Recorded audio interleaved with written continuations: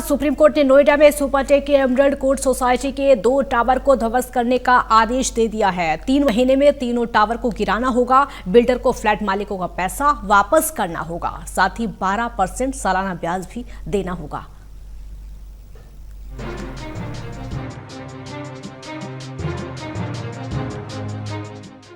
Supreme court ने Supertech builder के एक प्रोजेक्ट को लेकर बड़ा फैसला लिया है। सुप्रीम कोर्ट ने बड़ा आदेश दिया है कि सुपरटेक के सेक्टर 93 में स्थित ट्विन टावर को गिराया जाएगा। आपको बता दें कि साल 2014 में इलाहाबाद हाई कोर्ट ने भी इन टावर्स को गिराने का आदेश दिया था, जिसे अब सुप्रीम कोर्ट ने भी सही माना है। 40-40 मंजिला इन सुपरटेक के टावर्स में 1,000 फ्लैट्स हैं।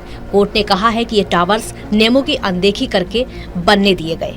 कोर्ट ने कहा कि जिन भी लोगों ने इन सुपरटेक ट्विन टावर्स में फ्लैट लिए थे, उनको 12% ब्याज के साथ रकम लौटाई जाएगी। कोर्ट ने कहा कि टावर्स को तोड़ते वक्त अन्य बिल्डिंग्स को नुकसान नहीं पहुंचना चाहिए। कोर्ट में justice DY Chandrachud, justice MR Shah ने इस मामले में Noida emerald court demolition case की सुनवाई की।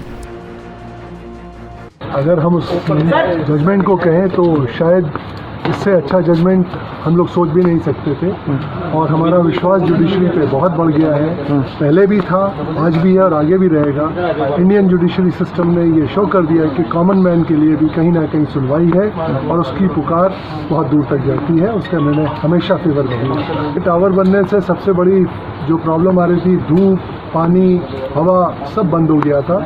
हमें तो याद नहीं कि ये इस जो मोस्ट अफेक्टेड टावर्स हैं उनको कब धूप मिली होगी और कब हवा का साफ हवा मिली होगी। बहुत प्रॉब्लम थी। और जिस तरह की ये कंस्ट्रक्शन है, आप सोच सकते हैं आपके बगल में एक इतना बड़ा मॉन्स्टर खड़ा कर दिया गया, तो कितनी तकलीफें होती। लीगल कमेटी में 4 लोग थे under the able and inspiring leadership of UBS Teotia ji. तो हम 4 मेंबर थे, SK Sharma ji, myself Ravi Bajaj और MK Jain. Unfortunately MK Jain is not between us now, he has become victim of corona, he is no more. इसके लिए बाकी सारी सोसाइटी ने महान योगदान किया है, महान योगदान। Everybody contributed financially, otherwise we would have never won. Had there been not, we spent around 70 lakhs. We could not have spent without the involvement and active involvement each and every member. Supreme court ने सुनवाई के दौरान कहा कि ये flats builder और Noida authority की नापाक मिलीभगत की वजह से बने, जिसकी मंजूरी योजना का RWA तक को नहीं पता है।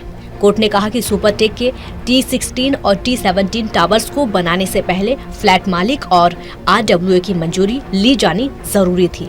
साथ ही जब इसका नोटिस निकाला गया कि न्यूनतम दूरी की आवश्यकताओं के नियम को तोड़ा गया है, तो भी कोई एक्शन नहीं लिया गया। कोर्ट ने माना कि बिल्डर ने मंजूरी मिलने से पहले ही काम शुरू कर दिया था, लेकिन फिर भी नोएडा अथॉरिटी ने कोई एक्शन नहीं लिया। मेरे हिसाब से ये जो इंसिडेंट है, ये एक लैंडमार्क जजमेंट है।